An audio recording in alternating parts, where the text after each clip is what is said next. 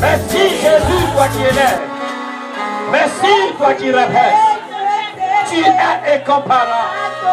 Le ressuscité, c'est toi. Le vivant, c'est toi. La source de la vie, c'est toi. Gloire à toi, Seigneur. Honneur à toi, Seigneur. Merci, Jésus. Oh, tu es le Dieu de la vie. Tu es le Dieu qui libère. Tu es le Dieu qui restaure. Tu es le Dieu de l'unité. Tu es le Dieu de la réconciliation. Tu es le Dieu de la paix.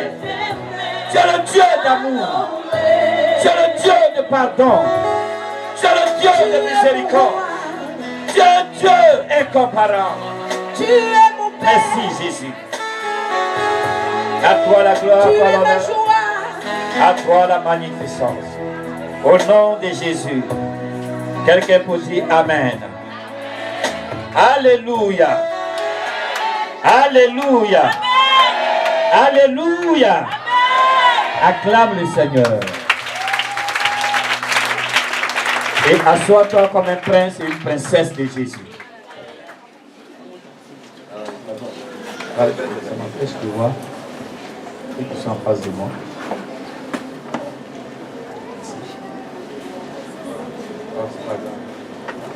Voilà. Que le Seigneur nous bénisse.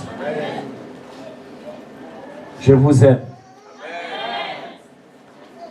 C'est la petite phrase que Dieu a mis dans mon cœur. Regarde, dis à ton voisin, le pasteur du t'aime. Alléluia. Dis encore, papa Samuel, maman Samuel t'aime. Dis encore à ton voisin, Jésus t'aime. Si nous sommes ici, c'est parce que quelqu'un a décidé d'aimer quelqu'un. Alléluia. Parce que Dieu a décidé d'aimer l'humanité. Parce qu'il a aimé l'humanité, il a donné son Fils unique, le seul qu'il avait. Pour que plusieurs puissent être réconciliés avec lui et qu'ils deviennent ses enfants. Je vous aime.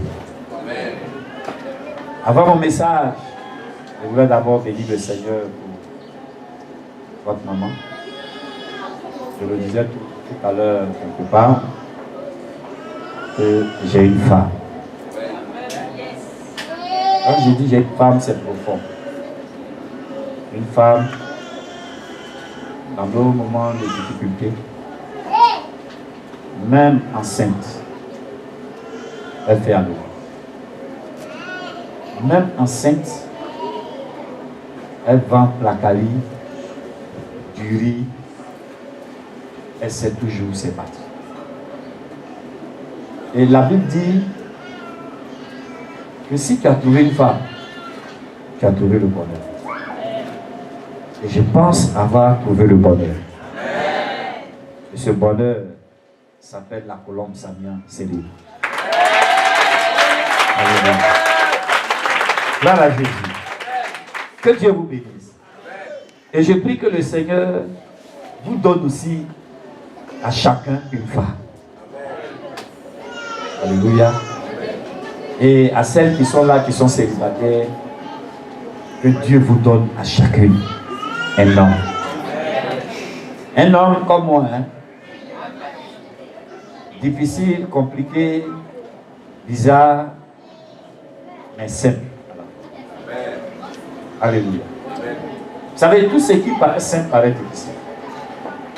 Quand tu es simple aussi, on te voit souvent difficile. Souvent, ma femme me demande, tu veux manger quoi? Elle dit, bon, fais ce que tu veux.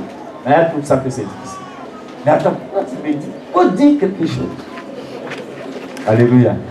Mais je n'ai pas de nom à donner. Je vais dire par là, tout ce que tu prépares, je mange. Alléluia. Ah, maman, je t'aime. Que Dieu te bénisse. Voilà. Parce que ça fait 10 ans. 10 ans, elle a pleuré. 10 ans, je lui ai parlé mal. Je parle mal, hein. Je parle très mal. Mais souvent, c'est quand je finis que je suis en route. Je me rends compte que je viens de parler mal. Alléluia. Oui, je parle mal. Mais j'ai vu aussi dans la Bible que Jésus parlait mal. Jésus a traité une femme de chienne. Petit chien. Mais malgré ça, Jésus lui a montré son amour et Jésus a béni cette femme en guérissant son enfant. Matthieu chapitre 15. Alléluia. Donc quelqu'un souvent peut te parler mal, mais c'est l'amour qui est derrière. C'est parler mal là qu'il faut regarder. Donc pardonne-moi toutes les fois que je t'ai parlé mal. Et pardonne-moi toutes les fois que je vais encore te parler mal. La vie ne s'arrête pas ici. On continue. Alléluia. Alors, je voulais poser une question. C'est qui j'ai offensé dans cette salle? C'est qui? Tout à l'heure, tu comprendras pourquoi. C'est qui j'ai offensé dans cette salle? Si tu es là, que tu penses qu'un jour je t'ai offensé, tiens-toi libre. Si tu penses que je t'ai offensé, tiens-toi libre. Vous avez regardé Gracia. Ça veut dire que si tu n'as pas dit la vérité, tu as péché. Or, le péché là, ça ferme le ciel sur nous. Or, tu ne peux pas sortir d'un culte et puis ton ciel est fermé. Donc, si j'ai offensé quelqu'un ici, qui se tient debout, pasteur, c'est vrai que tu m'as offensé. Sinon, toi, tu allais te lever. Mais toi, il a déjà demandé pardon. Alléluia. Vous savez, le dimanche, je suis passé d'abord le mercredi. Au culte d'enseignement à Yopougon, j'ai demandé, il y a 3 personnes le soir qui se sont levées. Et le dimanche, j'ai repris la même chose, 4 personnes se sont levées. Alléluia. Et je leur ai demandé pardon publiquement. Gloire à Jésus. Alléluia. Alléluia. Ce matin, je vais traiter un thème. Le pardon, une arme. Donc, je vais développer. D'abord, je vais donner la définition du pardon. Et ensuite, pourquoi il faut qu'il y ait pardon. Amen. Je vais parler des bienfaits du pardon. Et je terminerai par la place de l'offrande dans le pardon. On n'a pas dit amen. Donc, on va aller tout doucement. Alléluia. Parce qu'il y a eu des prédications. Si il y a une prédication que j'ai voulu donner ce matin. Mais maman m'a dit que non, on n'a pas bien traité encore le thème sur le pardon. Donc j'ai dit, je vais continuer légèrement. C'est-à-dire, il y a 2 hommes de Dieu qui ont déjà traité. Or, il fallait au moins 4 dimanches. Voilà, comme c'est le thème du mois. Et donc, sinon aujourd'hui, les gens allaient monter sur le bâche. Mais ça va venir. On va dire amen. Amen. Ce matin, il faut qu'on se pardonne entre nous d'abord. Et puis maintenant, on va continuer. Luc chapitre 17, verset. Luc chapitre 17, à partir du verset 1er.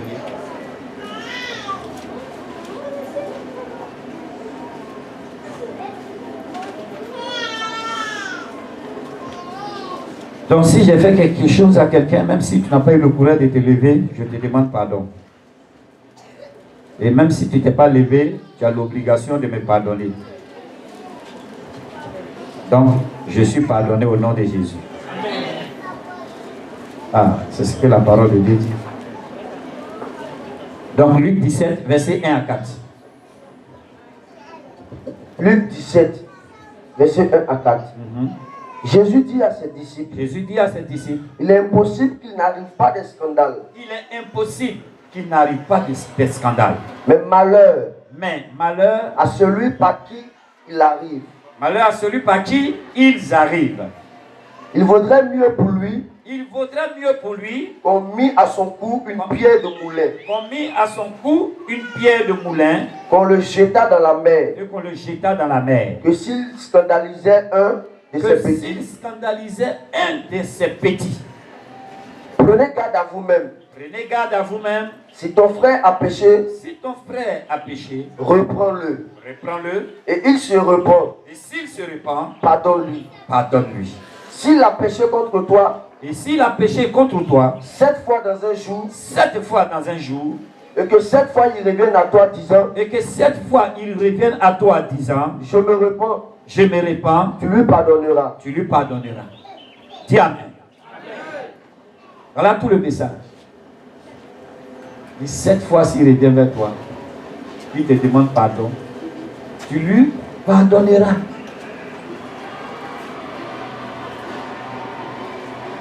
Tu regardes ton voisin, dis-lui, je te pardonne. Vous voyez, dans l'église de Dieu, les gens sont ensemble, mais ils ne se pardonnent pas. Et ils marchent ensemble, mais ils ne se pardonnent pas. Comment 2 personnes peuvent marcher ensemble et puis ne se pardonnent pas? En fait, c'est l'une des raisons pour lesquelles nos prières ne sont pas exaucées. Parce que dans Matthieu chapitre 18, Jésus dit, si 2 personnes s'accordent pour demander une chose, cette chose leur sera accordée. Si 2 personnes s'accordent, mais 2 personnes qui ne se sont pas pardonnées, est-ce qu'ils peuvent se mettre ensemble pour demander une chose? Dieu ne donne pas la chose. Alléluia. Gloire à Jésus. Alors un jour, Jésus parlait à ses disciples pour parler des rapports entre frères. Alléluia. Vous savez, s'il y a pardon, c'est qu'il y a quelque chose. Amen. S'il y a pardon, c'est qu'il y a quelque chose. Et cette chose s'appelle le péché. Et il y a 3 catégories de péchés. Amen. Il y a le péché contre soi. C'est-à-dire tu peux pécher contre toi-même, ton propre corps. Toi-même, quand tu ne t'es pas lavé hier nuit, tu as péché contre ton corps. Regarde, quand vous n'êtes pas marié, tu n'es pas marié avec quelqu'un, et puis vous partez à l'hôtel bleu, blanc, rouge, et puis vous couchez ensemble. Tu lui as donné ton corps, tu as péché contre ton corps. Ce n'est pas contre la servante de Dieu, ce n'est pas contre l'église. Tu as péché contre ton corps. Alléluia. Ça, c'est le péché contre soi-même. Maintenant, tu peux offenser quelqu'un. Donc ça, c'est le péché contre autrui. Alléluia. Par exemple, il dit à quelqu'un qui a une grosse tête, je l'ai blessé. Et tu es vilain, je l'ai blessé. J'ai volé son argent. J'ai bloqué sa voiture. Parce que je suis gros bras. Et il ronge dans son cœur. Ça lui fait mal. Mais il ne peut pas me demander. Alléluia. Je lui ai pris quelque chose, mais il ne peut pas me demander. Ça lui fait mal. Je l'ai blessé. J'ai déplacé une borne. Alléluia. Gloire à Jésus. J'ai fait quelque chose qui n'est pas bien contre quelqu'un. C'est un péché. Amen. Troisièmement, péché contre Dieu. Dieu est celui qu'on doit adorer. Dieu est celui qu'on doit louer. Dieu est celui qu'on doit révérer. Dieu est celui devant qui on doit se prosterner. Et maintenant, je n'adore pas Dieu. Je vais à un carrefour, je dépose un canari. Et je mets toute ma foi dans ce canari, dans ce carrefour. J'ai péché contre Dieu parce qu'au lieu d'adorer le Créateur, je suis allé adorer la création. Alléluia. Dans ces 3 formes de péché là, Dieu a regardé, il a vu que l'homme ne peut pas être sauvé. Alléluia. Vous savez, dans l'Ancien Testament, il y a 8 expressions qui désignent le péché. Et l'un des mots qui désigne le péché, qui englobe tout, c'est dit chata. Chata s'écrit C-H-T-A. Chata, qui veut dire rater la cible, manquer l'objectif. Quand tu rates une cible, tu atteins une autre. Donc la cible que tu atteins là, c'est le péché. Alléluia. Gloire à Jésus. Et dans le Nouveau Testament, il y a 12 expressions qui désignent le péché. Regardez pour le seul mot péché, combien d'expressions accompagnent. Donc il est facile de pécher. Alléluia. Et donc dans le Nouveau Testament, le mot armatia, qui renferme aussi toutes sortes de péchés. Alléluia. Et donc, tout cela, Dieu a vu. Et il dit non, si je ne fais pas quelque chose, toute l'humanité sera détruite. Alors, en Matthieu chapitre 1, verset 21, il dit ceci, tu enfanteras un fils et tu lui donneras le nom de Jésus. C'est lui qui sauvera son peuple de ses péchés. C'est-à-dire quand même le ses péchés qu'elle a, c'est Chata ou Amaxia. C'est-à-dire qu'il renferme tout son des péchés. Donc Jésus est la réponse. N'est-ce pas? Jésus est la manifestation de la miséricorde de Dieu, est la manifestation du pardon de Dieu à l'humanité. Jésus-Christ. Voilà pourquoi tu as besoin de Jésus. Dis à ton voisin, tu as besoin de Jésus. Et lorsque tu reçois Jésus, Jésus efface tes péchés. Amen. Amen. Amen. C'est ça qu'on appelle la bonne nouvelle. Donc le péché ferme le ciel sur notre destinée. Vous voyez, souvent il pleut à Bobo et puis il ne pleut pas à Cocody. Ça veut dire que le ciel est ouvert à Bobo et à Cocody c'était fermé. Dans le ciel, chacun de nous a un ciel.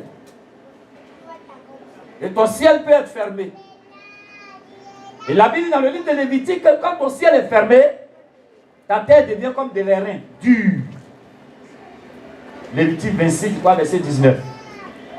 Quand ton ciel est fermé, tout ce que tu fais, ça ne marche pas. Là où les plus bêtes réussissent, toi tu es chier. Alléluia. Quand ton ciel est fermé, même si tu fais offrande, souvent même ça ne monte pas. Parce que c'est fermé. Alléluia. Pour vous dire combien de fois le péché est nuisible. Donc il nous faut la crainte de Dieu. Et aujourd'hui, dans l'église, il n'y a plus de crainte de Dieu. Dans l'église, chacun fait ce qui lui plaît. Dans l'église, chacun fait ce qu'il veut. Je vais vous donner un conseil. C'est que j'ai appris dans ma Bible que le chemin qui est large est le chemin qui mène à la perdition. Mais le chemin étroit est le chemin qui mène au paradis. Ça veut dire quoi? Ça ne veut pas dire que quand tu prends une route qui est large, tu vas en enfer, non. Quand on dit le chemin étroit, ça veut dire là où il y a beaucoup de contraintes. Et la vie chrétienne, nous devons noter qu'elle est une vie de beaucoup de contraintes. Le jour où tu enlèves la contrainte dans ta marche avec Dieu, tu n'es plus chrétien. Je parle à quelqu'un? Je parle à quelqu'un? Le jour où tu enlèves la contrainte dans ta marche avec Dieu, tu n'es plus chrétien. Voilà pourquoi Jésus dit, large est le chemin qui mène à la perdition, étroit est le chemin qui mène à la vie éternelle. Paradis, ciel. Donc, nous devons vivre et sur Jésus qui est le chemin. Jésus est le chemin pour suivre ce chemin étroit pour rentrer dans le paradis. Alléluia. Et donc, Dieu, ayant pardonné l'humanité, envoie Jésus-Christ, de sorte que celui qui reçoit Jésus reçoit aussi le pardon. Et Jésus parlait à ses disciples en parlant, n'est-ce pas, du pardon. Et quand vous allez dans, toujours dans le livre de Luc, vous allez voir qu'il va présenter, n'est-ce pas, deux individus qui avaient une histoire. Il y a un qui devait au maître et l'autre doit à celui qui doit au maître. Et le maître a pardonné à celui qui lui devait. Et à son tour, il rencontre celui qui lui doit et lui dit paye la dette. Je m'avais vous donner maintenant la définition du pardon. Il lui dit paye la dette jusqu'à ce que tu finisses de payer, sinon je ne te laisse pas. Alors le maître lui dit ah bon? Donc on ne peut pas pardonner. Pourtant tout à l'heure, toi tu me devais, tu m'as demandé pardon, tu m'as supplié, j'ai accepté. Et maintenant à ton tour, tu ne veux pas aussi pardonner ton frère. Alléluia. Et Jésus dit, c'est ainsi qu'on traitera que le Père céleste qui est dans les cieux traitera tous ceux qui ne pardonnent pas. En d'autres termes, le mot pardon, sa définition, c'est enlever une dette. Alléluia. C'est enlever une dette. C'est-à-dire, si tu as pardonné quelqu'un, c'est comme si tu viens d'enlever une dette sur lui. Le mot pardon veut dire libérer. Le mot pardon veut dire libérer. Donc, quand tu as pardonné quelqu'un, tu l'as libéré. Voilà pourquoi il est dit en Matthieu 18. Voici, tout ce que vous lierez sur cette terre sera lié dans le ciel. Et tout ce que vous allez délier sur cette terre sera délié dans le ciel. En d'autres termes, quand tu as renfermé quelqu'un, tant que tu ne pardonnes pas à quelqu'un, tu l'as lié. Tant que tu ne pardonnes pas à quelqu'un, tu l'as enfermé. Tant que tu ne pardonnes pas à quelqu'un, tu l'as mis dans ton cœur et il ne peut pas aller quelque part. Voilà pourquoi même dans nos relations, dans le foyer, l'apôtre Pierre dit, si une femme est fâchée contre son mari, même s'il sort, il n'y a rien de bon. Parce qu'elle est offensée, elle est blessée, son cœur est fermé, le mari ne peut pas aller loin. Voilà pourquoi ce matin encore j'ai demandé pardon à maman pour que le message puisse bénir quelqu'un. Alléluia. Gloire à Jésus. Amen, amen. Donc pardonner, c'est libérer. Pardonner, c'est s'acquitter d'une dette. Pardonner, c'est libérer les gens qui sont en prison. Donc quand quelqu'un n'est pas encore pardonné, il est comme en prison. Ainsi donc donner la définition du pardon. Alléluia. Jésus nous enseigne qu'il faut pardonner. Quel que soit le nombre de fautes que la personne a faites, tu dois pardonner. Et parmi les péchés, le fait de ne pas pardonner aussi est un péché. Vous voyez? Le fait de ne pas pardonner à celui qui t'a blessé, à celui qui t'a offensé, le fait de ne pas lui pardonner est aussi un péché. Or, j'ai dit quoi? Le péché ferme le ciel. Donc, quand toi-même tu ne pardonnes pas à ton frère, tu fermes aussi ton ciel. Donc, vous voyez là qu'il y a une nécessité, sinon une obligation de pardonner. Voilà pourquoi j'ai dit que le pardon est une arme.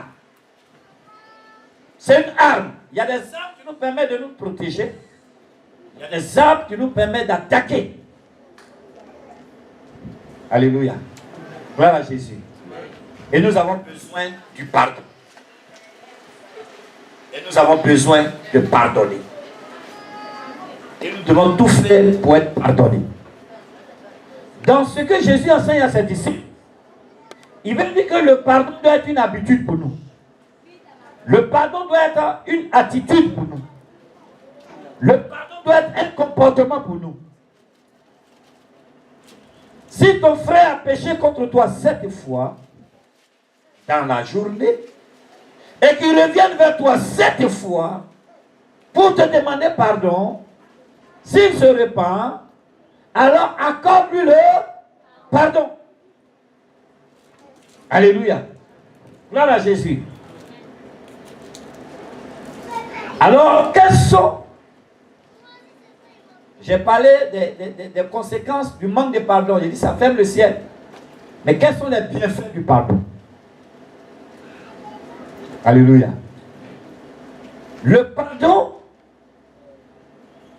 permet la guérison. Alléluia. Quand nous prenons le psaume 103 et que nous lisons, David dit, mon âme bénit l'Éternel et n'oublie aucun de ses bienfaits. C'est lui qui pardonne toutes mes...